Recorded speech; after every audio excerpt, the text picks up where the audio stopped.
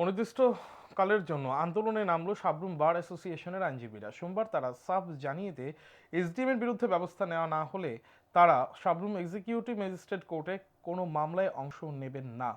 এদিন তারা দাবি জানিয়েছেন ঘটনার সুষ্ঠু তদন্ত, মহকুমা শাসকের বিরুদ্ধে আইনি ব্যবস্থা নেওয়ার অভিযোগ। চলতি বছরের ৭ জানুয়ারি নগর পঞ্চায়েত ভবনে সাবরুমের এক আইনজীবী মক্কেলের শুনানিতে যান।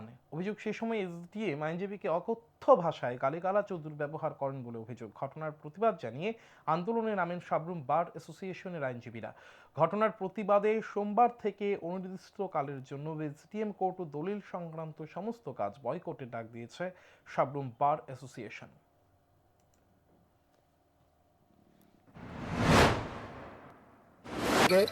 একটা ডিসিশন নিই, সেই ডিসিশনের পরিপ্রেক্ষিতে আজকেও আমাদের কর্মসূচি অব্যাহত রয়েছে।